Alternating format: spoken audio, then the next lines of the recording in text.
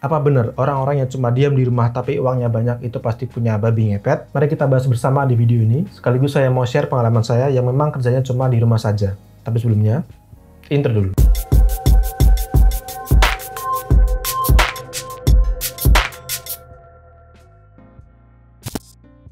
Halo semuanya, kembali lagi dengan saya Kuku Aldianto, seorang UX designer dari dosweb.com. Teman-teman pasti sudah mendengar berita yang belakangan ini sedang heboh, yaitu ada warga yang dituduh punya babi ngepet karena kerjanya cuma di rumah saja, tapi uangnya banyak. Singkat cerita, ternyata tuduhan babi ngepet ini cuma hoax saja, tidak benar adanya.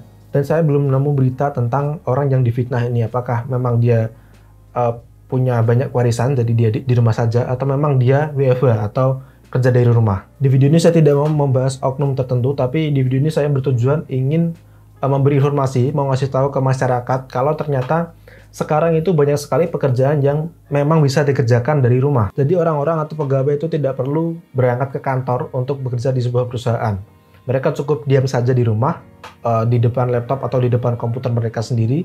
Mereka bisa mengerjakan tugasnya di dalam rumah. Contoh pekerjaan yang bisa dikerjakan dari rumah antara lain seperti trader saham, yang suka jual beli saham seperti itu, lalu mungkin desainer grafis yang tukang bikin logo, lalu gambar ilustrasi, mungkin ada lagi editor foto dan video, ya kan, mungkin ada lagi penerjemah atau penulis artikel, mungkin juga influencer di sosial media seperti Instagram, TikTok, YouTube dan lain-lain.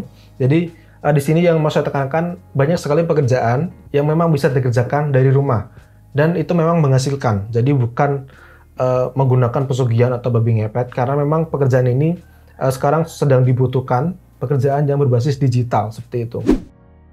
Nah, untuk ngasih contoh yang lebih konkret, saya mau cerita tentang pengalaman saya sendiri sebagai desainer, yang bekerja sebagai desainer, khususnya UI UX designer.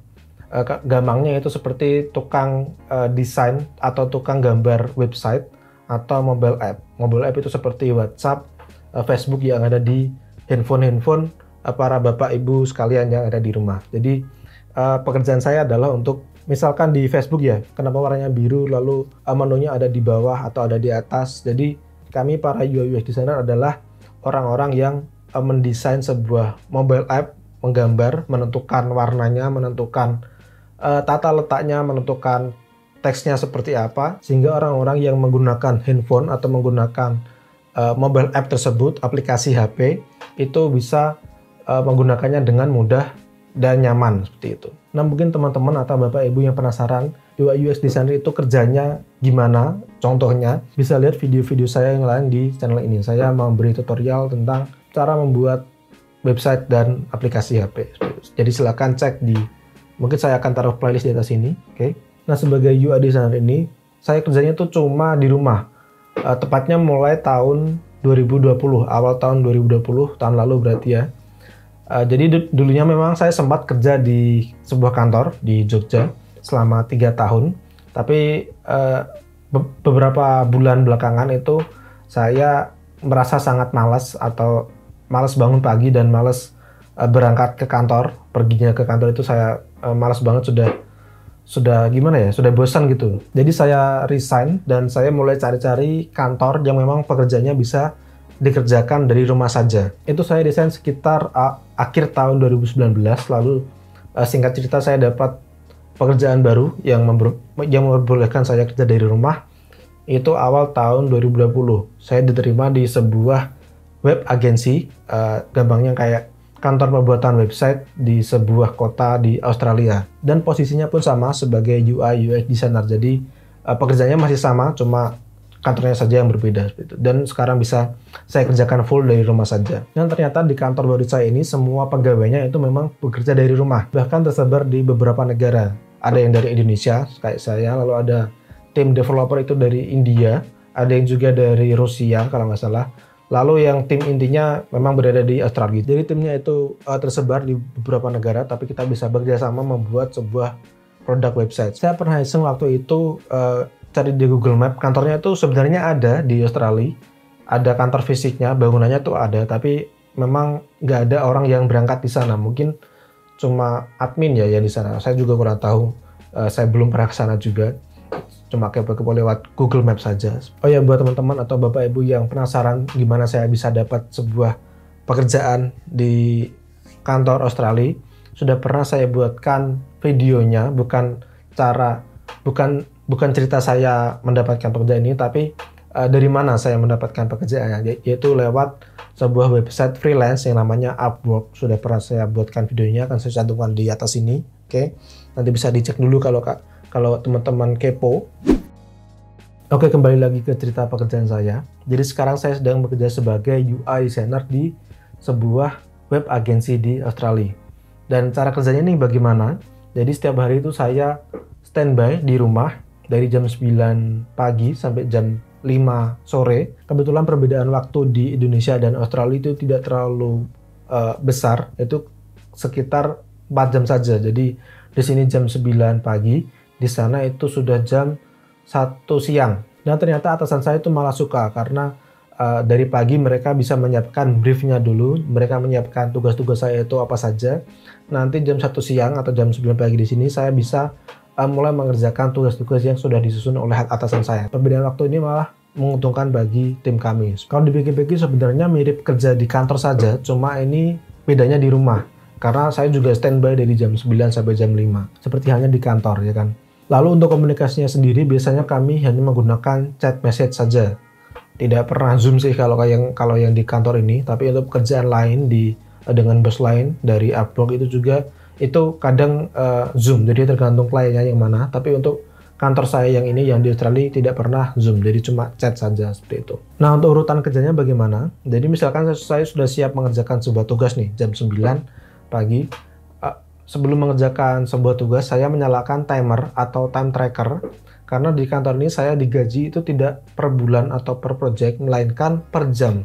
Jadi jam atau waktu yang saya habiskan untuk mengerjakan tugas dari atasan itulah yang akan digaji. Misalkan begini, sehari biasanya saya menghabiskan waktu 6 jam untuk bekerja di kantor ini, dan saya bekerja dari Senin sampai Jumat.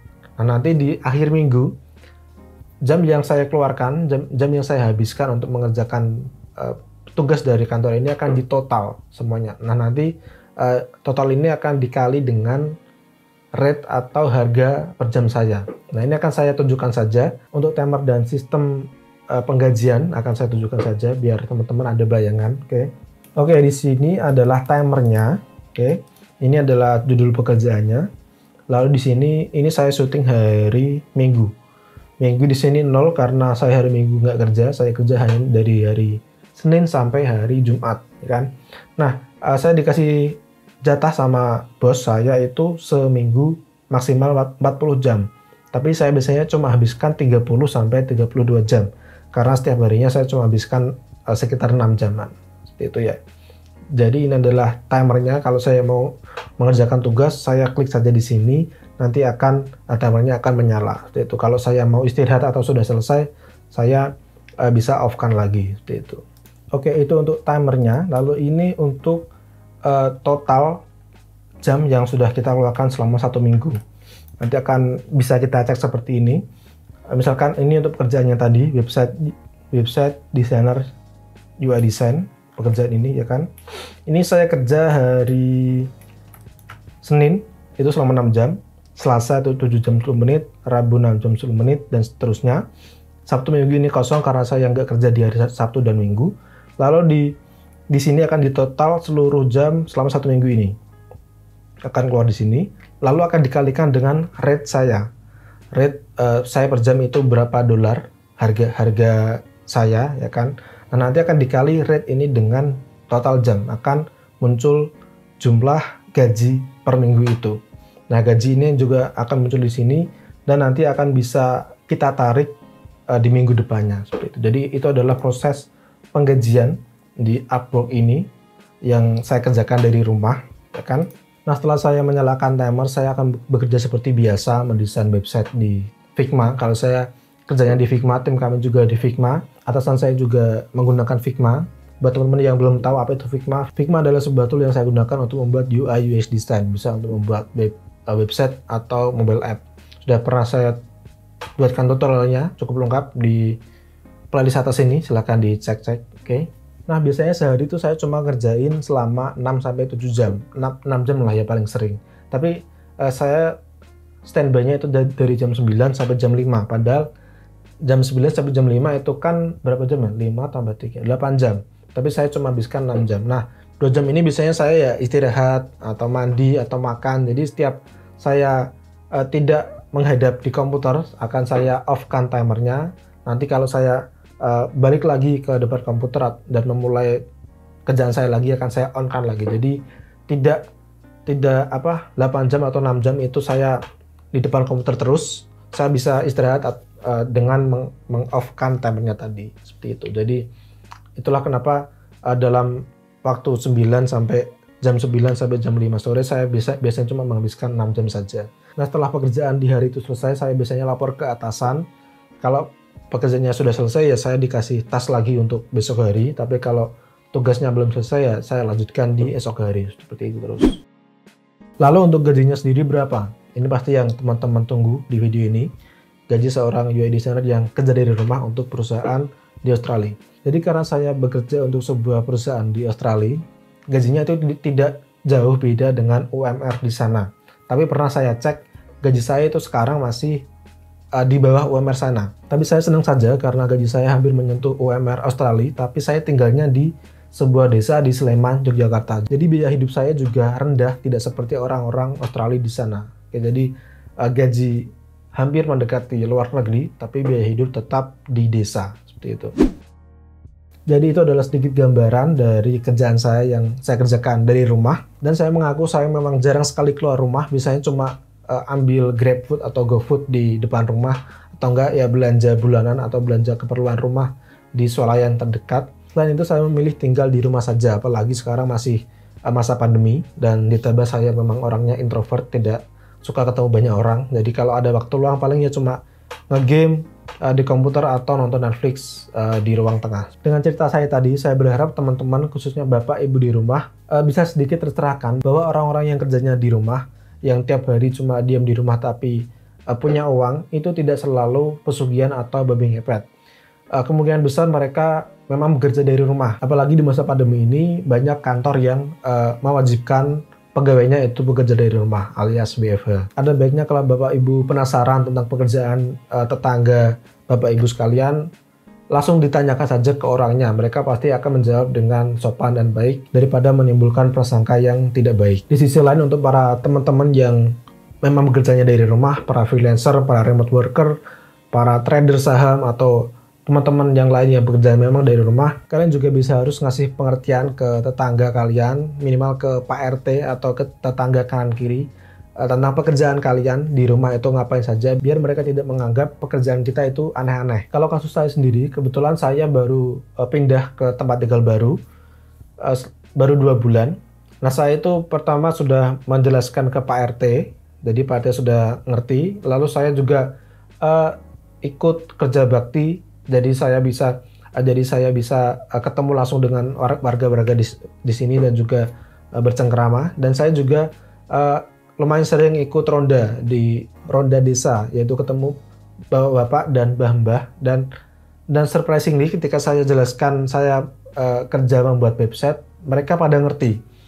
Karena ternyata ada tetangga saya yang juga punya kantor pembuatan website di dekat rumah. Jadi ketika saya bilang saya tukang buat website, mereka sudah pada ngerti. Ya, intinya mari kita jaga komunikasi dan silaturahmi yang baik dengan warga di sekitar, supaya kita juga bisa diterima dengan baik di lingkungan kita. Itu dulu video kali ini. Jika teman-teman tertarik tentang UI UX design, silahkan klik playlist di atas ini. Follow juga Instagram Kuku Aldi, karena di sana saya sering share tips-tips tentang desain dan freelance. Share juga video ini ke teman-teman kalian, ke bapak ibu tetangga kalian, supaya mereka bisa sedikit tercerahkan bahwa orang yang kerja di rumah itu tidak harus pesugihan. Oke? Dan pesan saya adalah desain dulu aja, nanti juga bisa. Saya Kuku Aldianto pamit.